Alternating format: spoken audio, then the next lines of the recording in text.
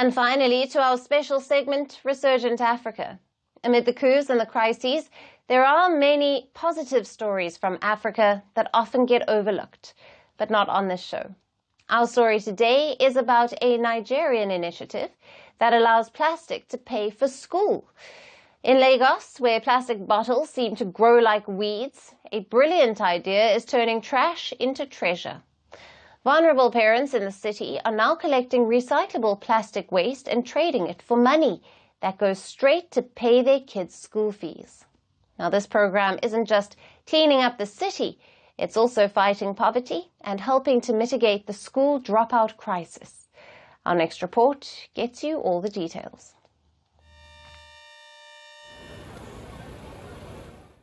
Lagos, Nigeria's largest city and also its economic capital.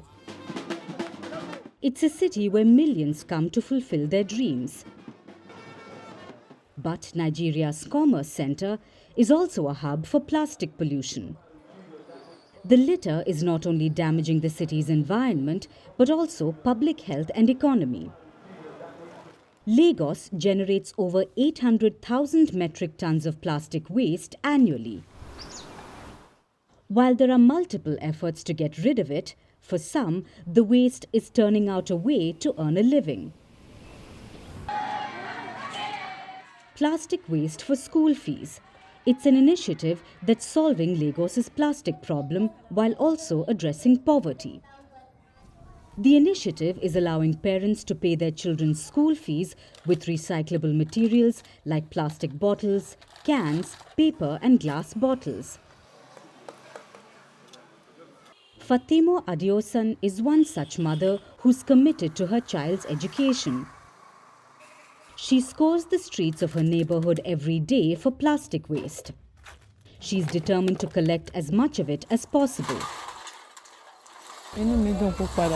The reason I go about picking up plastic waste to fund my child's education is because about 3 years ago, life was hard and my son left school. I found somewhere to do a menial job. One day, I saw people picking plastic. I approached the school and asked if I can pick it, and they convert it for my son's school fees, and I was given the go-ahead.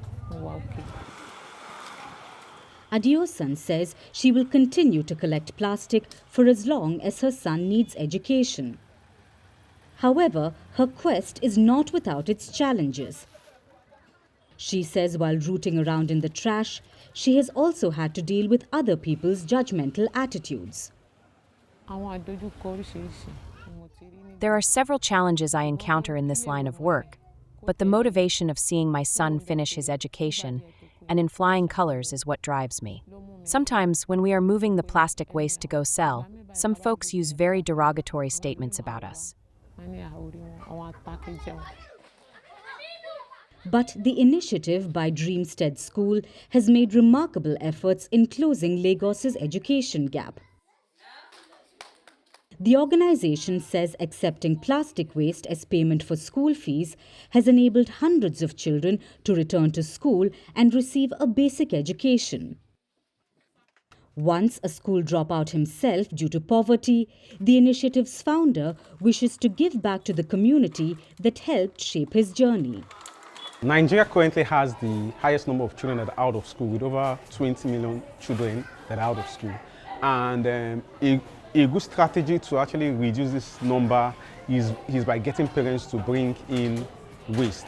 So I strongly believe it is a good idea for when schools to embrace this by allowing parents to actually bring in waste in exchange of paying for their fee. Nigeria has one of the highest number of out-of-school children globally. The situation in Nigeria's economic center also poses key challenges to the country's overall development. It's a crisis that has been affecting both rural and urban communities in Nigeria. So, while authorities in Nigeria find a way to tackle these much pressing concerns, the Lagos initiative is doing its part and becoming a hope for many families. Greeting you with aloha and namaste. I love India. Presence, occupation, of a territory by another country pertains to India, what we saw in Kashmir. How do you see Trump's America? Yes, the current administration behaves differently from the previous administration.